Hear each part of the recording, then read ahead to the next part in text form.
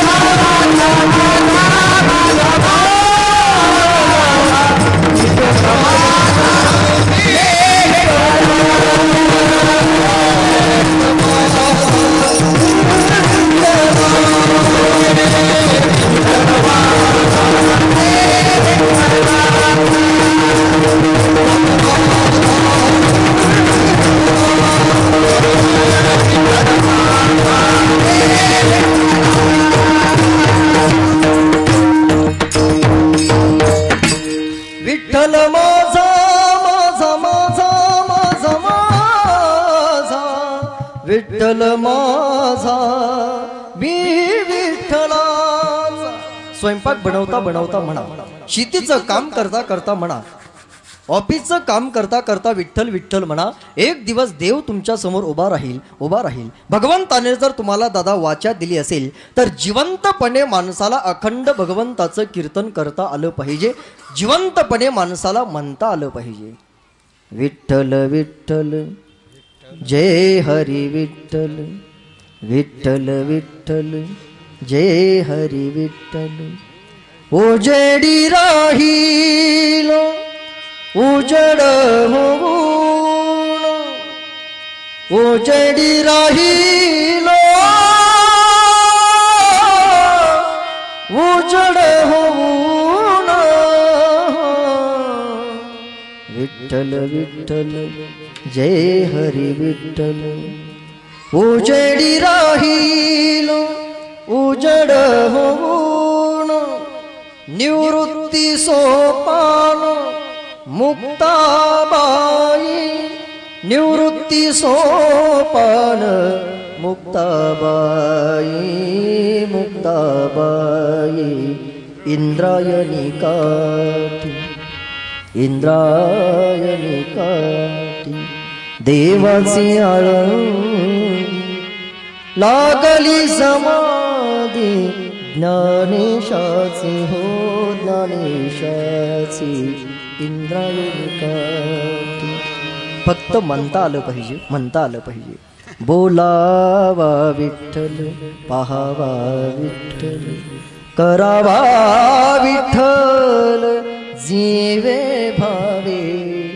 बोलावा विठ्ठल पाहावा विठ्ठल.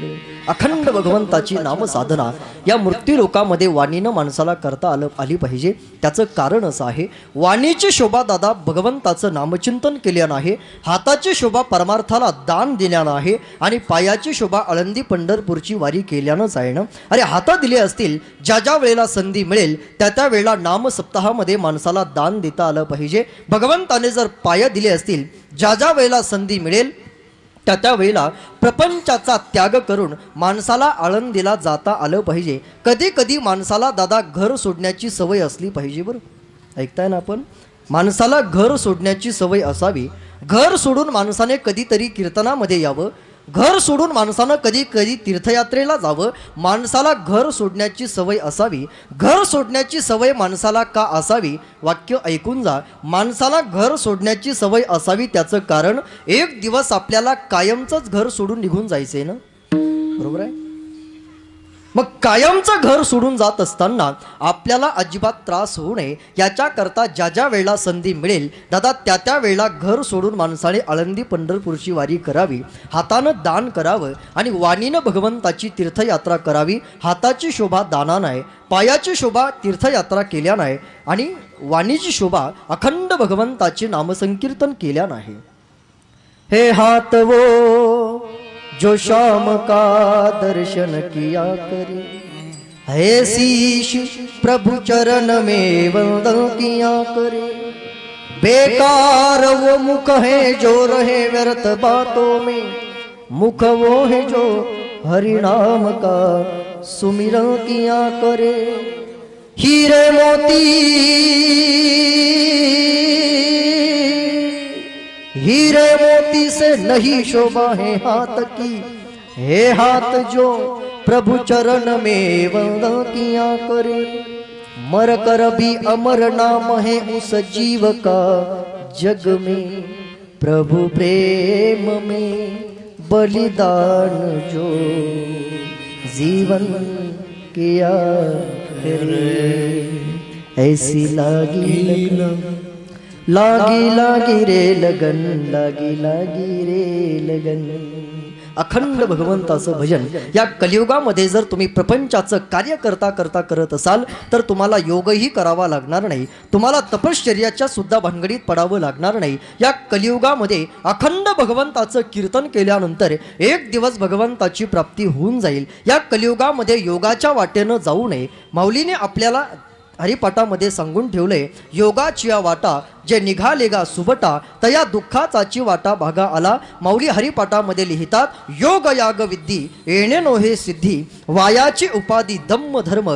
या कलियुगामध्ये प्रत्यक्ष देव आपल्या समोर उभा राहावा असं वाटत असेल तर योगही साधना करण्यापेक्षा, तपश्चर्या करण्यापेक्षा या कलियुगामध्ये ज्या ज्या वेळेला संधी मिळेल त्या त्या वेळेला अखंड भगवंताचं कीर्तन करा. हीच कीर्तनाची साधना एक दिवस तुम्हाला भगवंतापर्यंत घेऊन जाते. महाराज लिहितात अभंगाच्या पहिल्या चरणावर, करावे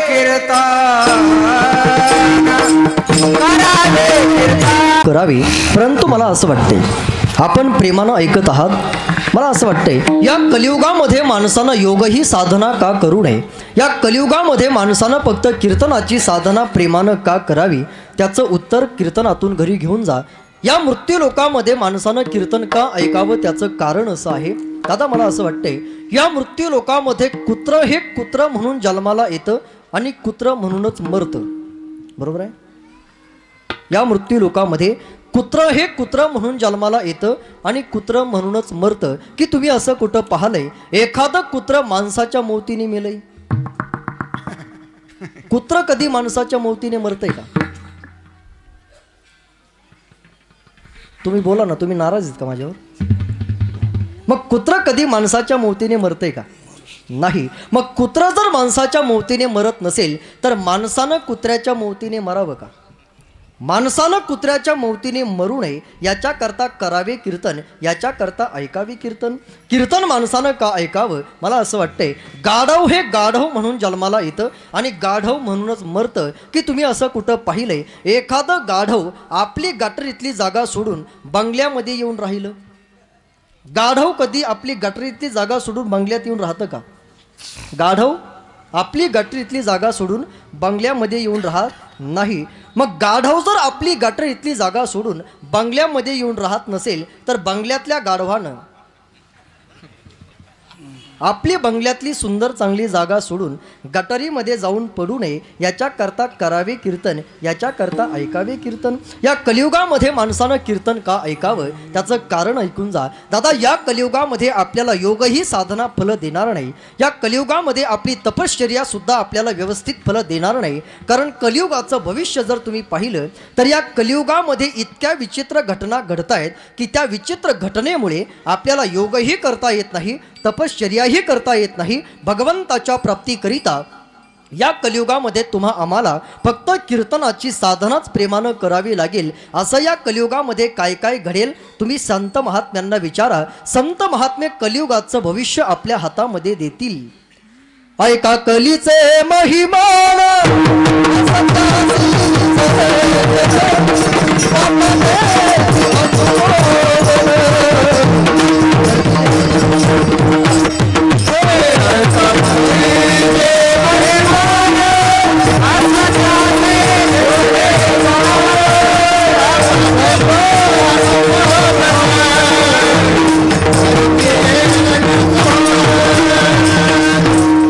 ऐका कलीचे महिमान असत्यासी रिझले जन पापा देती अनुमोदन करती हेळण संतांचे. या कलियुगामध्ये कीर्तन माणसानं का ऐकावं त्याचं कारण आहे. करावे कीर्तन या एकाच पदावरती आपल्याला चिंतन करायचं आहे. या कलियुगामध्ये माणसानं कीर्तन का करावं त्याचं कारण आहे. या कलियुगाचं भविष्य आहे. या कलियुगामध्ये माणसं पापाला अनुमोदन देणार आहेत. या कलियुगामध्ये माणसं सत्याची साथ सोडून देणार आहेत. या कलियुगामध्ये चांगल्या लोकांना त्रास होणार आहे.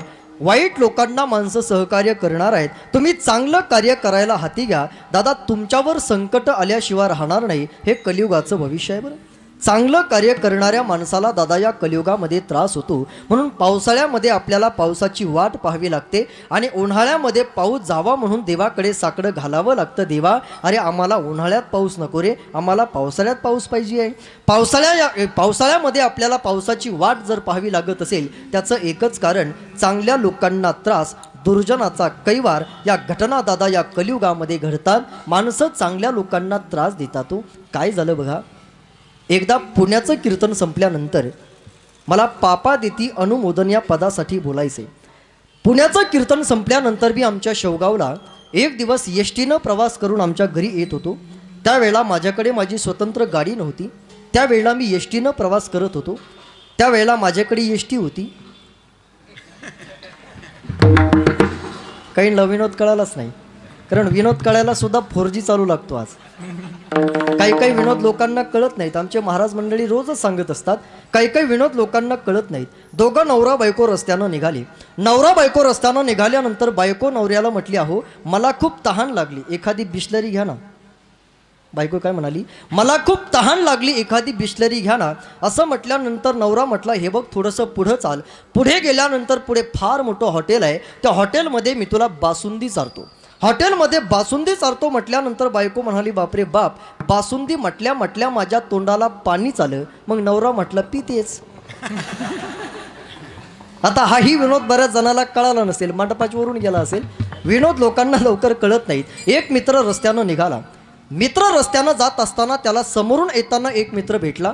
समोरून येताना मित्र भेटल्यानंतर हा मित्र त्या मित्राला म्हटला, हे बघ माझ्या पिशवीमध्ये काय आहे हे जर तुम्हाला सांगितलं तर पिशवीतले सगळे अंडे मी तुला देईल. तो काय म्हणाला, माझ्या पिशवीमध्ये काय आहे हे जर तू मला सांगितलं तर पिशवीतले सगळे अंडे मी तुला देईल. किती आहे ते जर सांगितलं तर 8ची 8 देईल. आणि कशाचे ते जर सांगितलं तर कोंबडी सुद्धा. आता हाही विनोद बऱ्याच जणाला कळाला नसेल. आता काय हाणून घेऊ का तुमच्या पुढं? विनोद कळत नाहीत. मी पुण्याचं कीर्तन संपल्यानंतर शेवगावला येत असताना शेवगावला येणारी शेवटची एसटी असल्यामुळे त्या एसटीमध्ये गर्दी खूप होती. म्हणून माझ्याबरोबरचा एक भजन्या ड्रायव्हरच्या सीटकडून चढला आणि त्याने आम्हाला बसण्याकरता 2 जणांचं शीट धरलं.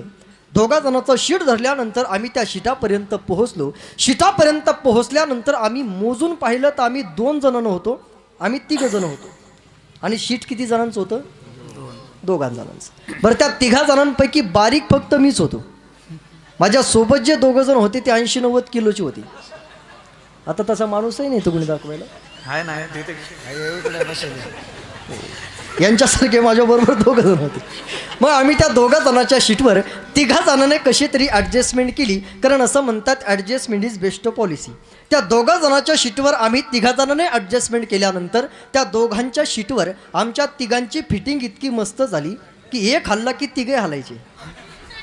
आमची एसटी पुण्यावरून निघाली. एसटी पुण्यावरून निघाल्यानंतर एसटी शिरूरमध्ये आली. शिरूरमध्ये आल्यानंतर आमच्या एसटीमध्ये एक सरकार मान्य झालेला व्यक्ती चढला. हे कळतंय ना?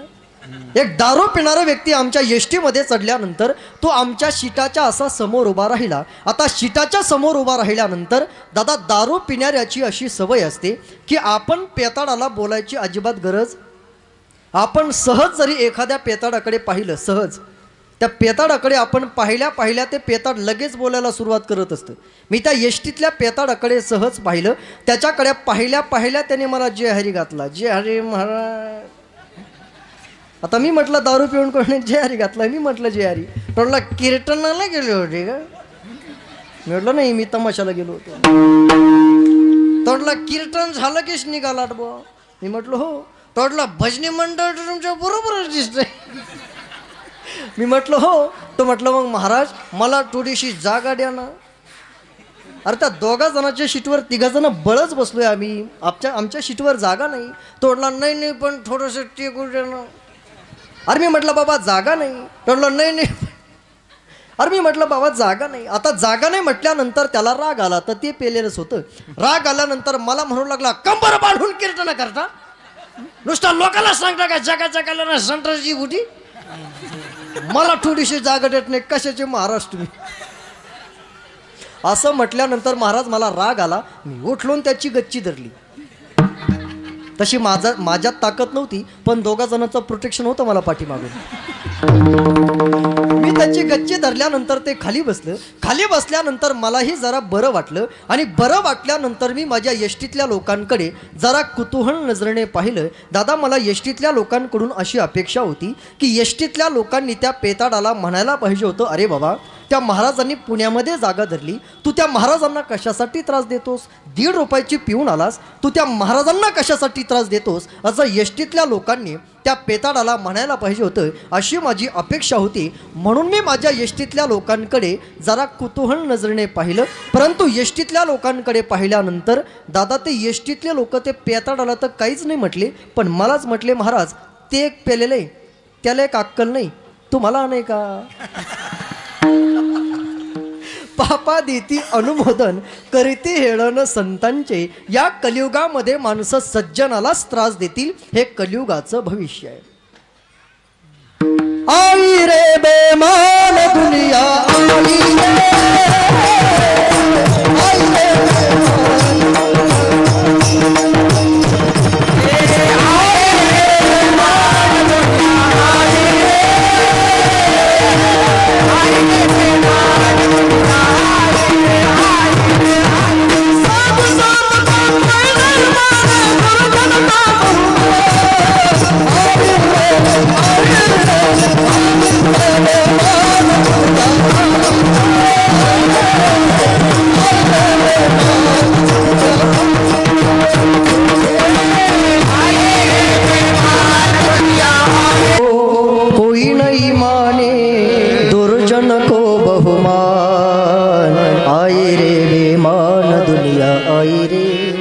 कलियुगामध्ये माणसं सज्जनाला त्रास देतील, दुर्जनाचा माणसं कैवार करतील. म्हणून पावसाळ्यामध्ये आपल्याला पावसाची वाट पाहावी लागेल आणि उन्हाळ्यामध्ये पाऊस जावा म्हणून आपल्याला यज्ञ करावे लागतील. दादा हे कलियुगाचं भविष्य आहे.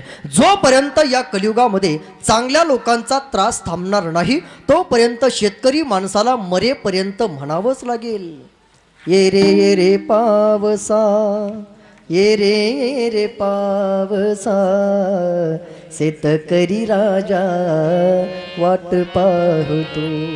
विनवून सावकार तन पेरल सिवार, विनवून सावकार तन पेरल सिवार. कोठे गुंतलासी मेघा, लई सुटल रे वार, लई सुटल रे वार. कारे गरीबाचा अंत पाहतो, ये रे पावसा, ये रे पावसा, शेतकरी राजा वाट पाहतो. शेतकरी माणसाला पावसाळ्यामध्ये पावसाची वाट पाहावी लागते. त्याचं कारण चांगल्या लोकांना त्रास, दुर्जनाचा कैवार या कलियुगामध्ये होतो. म्हणून आपल्याला नाही योग करता येणार, नाही या कलियुगामध्ये तपश्चर्या करता येणार. कलियुगाचं भविष्य दादा अत्यंत वाईट आहे. आणखी या कलियुगामध्ये काय काय घटना घडतील कधीतरी भागवतकारांना विचारा. भागवतकार आपल्याला भागवतामध्ये सांगतील आणखी या दादा कलियुगामध्ये काय घडेल. धर्म प्रबोधितम, धर्माचा प्रचार प्रसार कितीही करा, लोकांना कलियुगामध्ये धर्म लवकर कळणारच नाही. नाही कळणार लोकांना धर्म. अरे आपण आपल्या भारत देशाचा धर्म सगळ्या जगाला शिकवतो ना. करा तो एकची धर्म, जगाला प्रेम अर्पावे. करा तो एकची धर्म, जगाला प्रेम अर्पावे. एकामेकावरती प्रेम करणं दादा हा आपल्या जीवनातील धर्म असेल. मुलानं आई वडिलावरती प्रेम करावं हा त्याच्या जीवनातील धर्म असेल. पत्नीनं पती राजावरती नितांत प्रेम करावं हा तिच्या जीवनातील धर्म असेल. सासूने सुनेवरती प्रेम करावं, सुनेनं सासूवरती प्रेम करावं, म्हणजे महाराष्ट्रातलं रॉकेल महाग होणार नाही.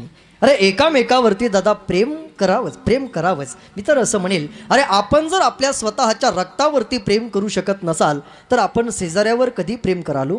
अरे आपण आपल्या रक्तावरती अगोदर प्रेम करायला शिकलं पाहिजे. प्रपंचामध्ये सासू सुनांनी कधीही भांडण करू नये. सासू सुना प्रपंचामध्ये जर भांडत असतील त्यांचा प्रपंच कधीही सफल होणार नाही. प्रपंचामध्ये जर पती पत्नी जर दोघं भांडण करत असतील तर त्यांचाही प्रपंच कधीही शेवटपर्यंत जात नाही. प्रपंच सफल व्हावा असं वाटत असेल सासू सुनाने आणि प्रपंचामध्ये पती पत्नीने कधीही आपल्या जीवनामध्ये अजिबात भांडू. तुमचं लग्न झालंय ना, भांडण होतं तुमचं कधी मधी? रोज होतं, रोज होतं, कधी मधी होतं. बरं भांडणामध्ये या आपल्याला काय म्हणतात, म्हणजे तुम्हाला नाही आपल्या सगळ्यांना या काय म्हणतात?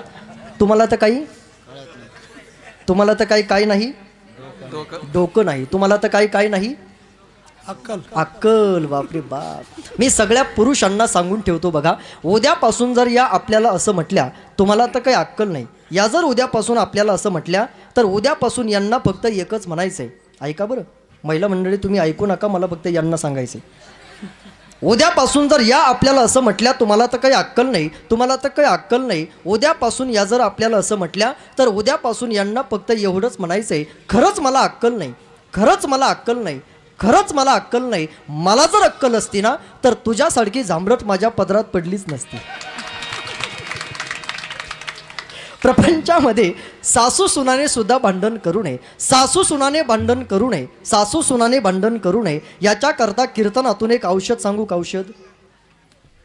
सासू सुनाने भांडण करू नये याच्याकरता औषध सांगू का? माना हलवतात याचा अर्थ भांडणं करतायत.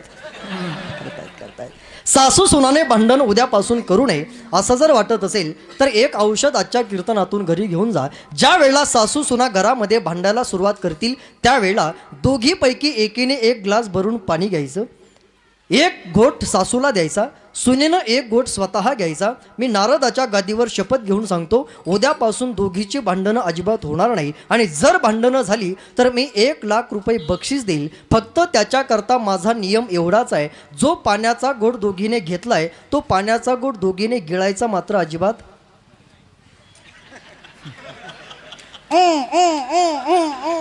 करत राहायचं.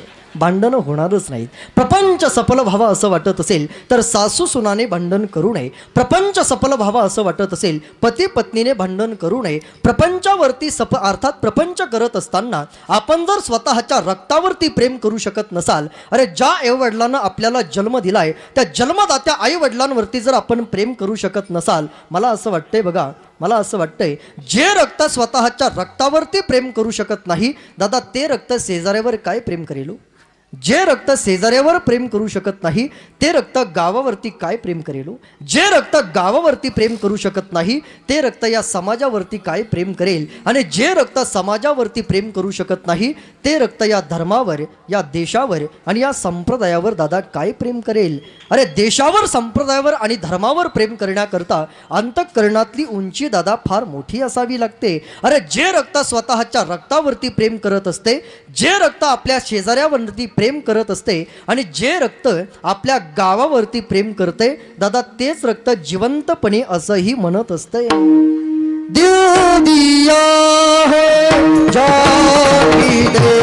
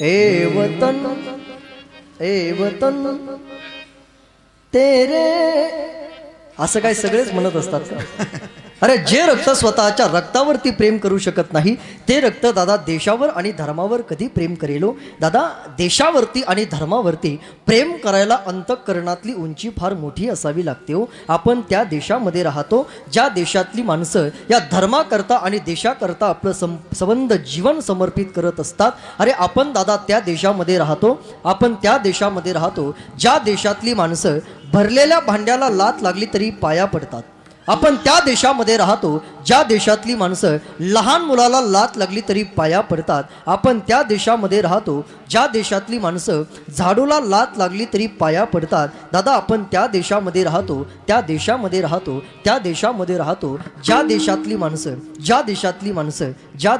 माणसं भारतामध्ये असताना भारत माता की जय म्हणतील याच्यात नवल नाही अरे आपण त्या देशामध्ये राहतो ज्या देशातली माणसं पाकिस्तानमध्ये जरी उतरले तरी भारत माता की जय आणि वंदे मातरमच म्हणतायत मग मला असं म्हणू द्या आपल्या भारत देशातला एखादा जवान ऐकताय आपण कीर्तन आपल्या भारत देशातला एखादा जवान पाकिस्तानमध्ये गेल्यानंतर जर भारत माता की जय म्हणत असेल तर त्या जवानाचं आपण अभिनंदन केलंच पाहिजे कोणाचं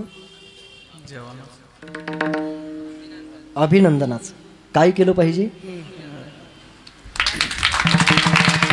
घायल हुआ हिमालय खतरे में पड़ी आजादी जब तक थी सांस लड़े वो अपनी लाश बिछा दी क्या लोग थे वो दीवाने क्या लोग थे वो अभिमानी जो शहीद हुए हैं उनकी जरा याद करो कुर्बानी देशाकरता धर्माकरता ही माणसं आपलं जीवन समर्पित करत असतात दादा आपल्या 5-6 महिन्यापूर्वी आपल्या भारत देशातले 42-43 जवान पुलवामा आतंकवादी हल्ल्यामध्ये शहीद झाले बरोबर आहे 42-43 जवान या मातीतले ज्यावेळेला दादा या देशाकरता शहीद झाले, त्याच्यानंतर आपल्या भारत देशातल्या बऱ्याचशा जवानांनी ज्या वेळेला पाकिस्तानमध्ये जाऊन पाकिस्तानमधले आतंकवादी मारले, त्या दिवशी माझं कीर्तन हे तेलंगणा राज्यामध्ये आदिलाबादला होतं. कीर्तन सुटल्यानंतर एक माणूस माझ्याकडे आला आणि त्याने मला असं स्टेटमेंट दिलं, आपल्या भारत देशातल्या जवानांनी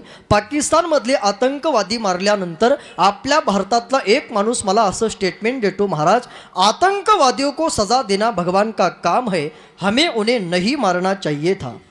तो माणूस काय म्हणाला, आतंकवादियों को सजा देना भगवान का काम है, हमें उन्हें नहीं मारना चाहिए था. मैंने उसे कहा, आतंकवादियों को सजा देना भगवान का काम है, लेकिन आतंकवादियों को भगवान के पास भेजना हमारे जवानों का काम है.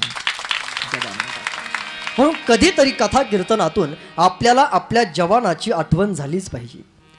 ये मेरे वतन के लोगों, तुम खूब लगाओ नारा, है शुभ दिन है सबका, लहराओ तिरंगा प्यारा, पर मत भूलो सीमा पर वीरों ने प्राण गंवाए, कुछ याद उन्हें भी कर लो, कुछ याद उन्हें भी कर लो, जो लौट के घर ना आए, जो लौट के घर ना आए. हे मेरे वतन के लोगों, जरा आँख में भर लो पानी, जो शहीद हुए हैं उनकी जरा याद करो कुर्बान. जब देश में थी दीवाली, वो खेल रहे थे होली, जब हम बैठे थे घरों में, वो झेल रहे थे गोली, वो झेल रहे थे गोली. खऱ्या अर्थानं देशाकरता आणि धर्माकरता जी माणसं आपलं जीवन समर्पित करत असतात, दादा गेल्यानंतर सुद्धा ती माणसं नावानं शिल्लक राहत असतात. म्हणून जोपर्यंत दादा आपण जिवंत आहोत, तोपर्यंत आपल्याला देशावर, धर्मावर आणि आपल्या लोकांवर आपल्याला प्रेम करता आलं पाहिजे. अरे मरावं तर दादा प्रत्येकालाच लागणार आहे ना. मग मरण जर प्रत्येकाचं निश्चित असेल, तर समाजावरती प्रेम करून मरायला काय हरकत आहे? अरे काय हरकत आहे? अरे ज्याचा ज्याचा जन्म आहे दादा, त्याचं मरण निश्चित आहे. आएगा सो जाएगा राजा रंग फकीर रे, कोई सिंहासन चढ़ चला तो कोई बंधा जंजीर. देह है काळाचे धन कुबेराचे, देह है काळाचे धन कुबेराचे, हो देह है काळाचे धन कुबेराचे. मग जिवंतपणे माणसानं नेमकं कसं जगावं, मरण जर प्रत्येकाचं निश्चित असेल तर माणसानं कसं जगावं मी तुम्हाला सांगेल. तुम परदेसी किधर से आके ही मुझको मन में समाए, करूं क्या हाथों से मन निकला जाए, करूं क्या हाथों से मन निकला जाए. छोटे छोटे झरने हैं के झरनों का पानी छूटे, कुछ बातें करने हैं दुनिया हे वाक्य फार महत्वाचं आहे. आपण रस्त्याच्या कडेला उभे आहोत म्हणून मला म्हणू द्या, दुनिया गाती है कि प्यार से रसता तो क्या जिंदगी कट है, प्यार से रसता तो क्या जिंदगी कट जाती है. एकामेकावरती जर तुम्ही प्रेम करू शकत असाल तर हे रस्ते काय. एक दिवस दादा आपलं जीवन सफल झाल्याशिवाय राहणार नाही. म्हणून ज्या ज्या वेळेला संधी मिळेल त्या त्या वेळेला धर्मावर, देशावर आणि संप्रदायावर प्रेम करायला शिका. या कलियुगातला दादा धर्म आहे. आपण समाजाला कितीही धर्म शिकवण्याचा प्रयत्न केला, आज लोक धर्म टिकवायलाच तयार नाही. तो एकामेकावरती प्रेम करणं हा आपला धर्म आहे. परंतु हा धर्म बऱ्याच अंशी आपल्या हातून निघून जाणार आहे. कारण भागवतकार लिहितात धर्म प्रवदितम. आणखी कलियुगामध्ये काय घडणार आहे, तप प्रज्वलितम. या कलियुगामध्ये माणसाचं तप हे प्रज्वलित होईल. एकादशीच्या दिवशी दादा माळकरी माणसं सुद्धा एकादशी व्यवस्थित धरणार. मग आपल्याला जर एकादशी व्यवस्थित धरता येत नसेल तर आपण कलियुगामध्ये योग कसा करू शकाल. अरे योग करणं तर फार कठीण आहे ना. ज्या माणसाला एकादशी व्यवस्थित धरता येत नसेल त्यानं आपल्या जीवनामध्ये योग करण्यापेक्षा, त्यानं आपल्या जीवनामध्ये तपश्चर्या करण्यापेक्षा अखंड भगवंताचं कीर्तन करायला काय हरकत आहे. अरे आपण कीर्तनाची साधना प्रेमानं करावी. या कलियुगाचं भविष्य आहे. आणखी दादा या कलियुगामध्ये काय घडेल, साधू सिदंती दुर्जनम प्रभवती प्राय प्रवृत्ती कलिही. या सगळ्या घटना या कलियुगामध्ये घडतील असं ज्यावेळेला भागवतामध्ये भागवतकार सांगतायत त्यावेळेला राजा परीक्षिती सुखदेव स्वामींना प्रश्न विचारतो, महाराज हे कलियुग जर पुढं इतकं बेकार आणि इतकं कष्टोत्तर होणार असेल तर या बेकार आणि कष्टोत्तर कलियुगामध्ये आम्हा सर्वसामान्य माणसाला भगवंताची प्राप्ती व्हावी असं वाटत असेल तर आम्ही नेमकं काय करावं. त्यावेळेला सुखदेव स्वामी राजाला सांगतात, राजा ज्या कलियुगामधून धर्म निघून जाईल, ज्या कलियुगामध्ये साधूचा मान कमी होईल, ज्या कलियुगामध्ये दुर्जनाचा मान वाढेल, ज्या कलियुगामध्ये पावसाळ्यात तुम्हाला पावसाची वाट पाहावी लागेल, अशा बेकार कलियुगामध्ये जर तुम्ही सगळे जन्म घेऊन आला असाल आणि या बेकार कलियुगामध्ये देवाची प्राप्ती व्हावी असं वाटत असेल तर या बेकार आणि कष्टोत्तर कलियुगामध्ये महाराज सांगतायत योग यागादी साधन करत बसण्यापेक्षा या कष्टोत्तर कलियुगामध्ये कीर्तनाची साधना प्रेमानं करा. भागवतामध्ये भागवतकार लिहितात, कलेर दोष विधी राजन नास्ति एको महान गुणहा कीर्तनात एव कृष्णस्य मुक्त संग परम व्रजेत तेने नारायण दिल भेटी कलयुगा माझी करावे कीर्तन. किंवा आजच्या अभंगामध्ये करावे कीर्तन मुखी गावे हरीचे गुण. या बेकार आणि कष्टोत्तर कलियुगामध्ये तपश्चर्या करत बसण्यापेक्षा, योगाच्या वाटेनं जाण्यापेक्षा कीर्तनाची साधना प्रेमानं करा. एक दिवस देव सांगतायत, मग काही नोहे बाधा काम दुर्जनाची क्रोधा. कामावर आणि क्रोधावर तुम्ही विजय मिळवू शकता. परमार्थामध्ये सर्वात मोठी बाधा जर कुणाची असेल तर ती कामाची आहे आणि क्रोधाची आहे. कामानं आणि क्रोधानं आपल्या जीवनामध्ये परमार्थाला बाधा निर्माण करू नये याच्याकरता प्रेमयुक्त अंतःकरणानं कीर्तनाची साधना करा. कामावर आणि क्रोधावर तुम्ही विजय मिळवू शकता. मग काही नोहे बाधा काम दुर्जनाची क्रोधा.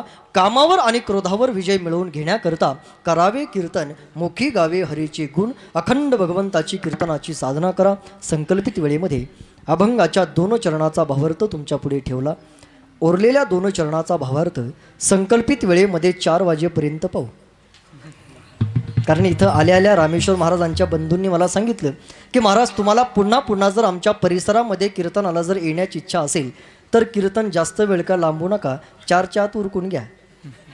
आता ठरलं म्हणजे ठरलं, 4च्या अगोदर आपण थांबायचं नाही. परंतु एकदा वारकरी संप्रदायाच्या नियमानं मोठ्या प्रेमानं मिळून भजन करा. एक गोष्ट लक्षात ठेवा, कीर्तन सुरू झाल्यापासून आज कीर्तनाला सुरुवात व्हायला जवळजवळ 9 वाजले होते.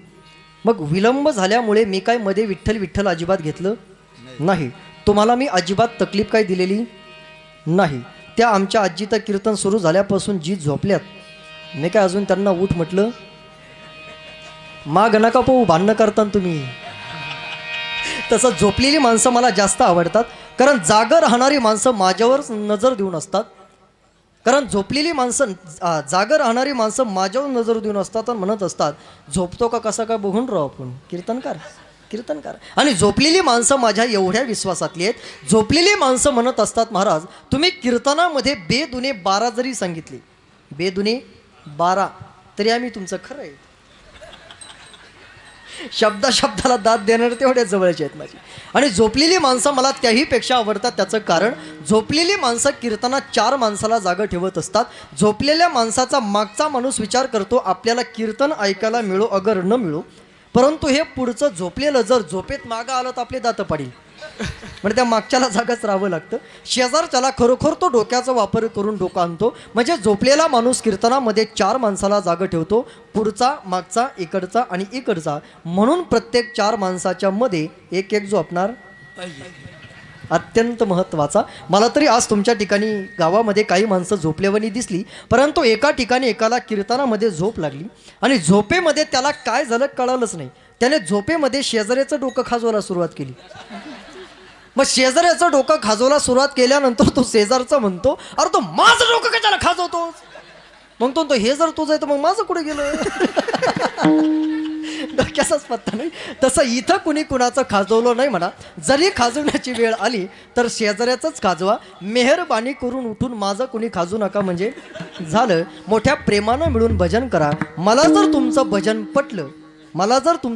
पटलं तर कीर्तन सुटलं, नाहीतर खरोखर तांबडं बिडोबा रखुमा.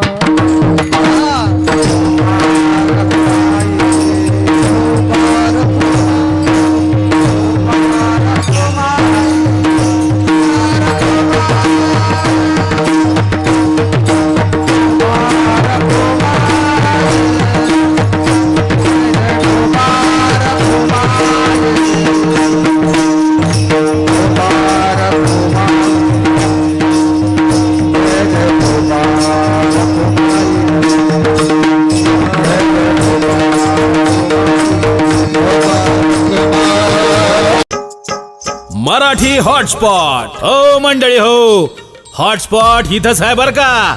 तर मग चला चॅनलला सबस्क्राईब करा आणि घंटी नक्की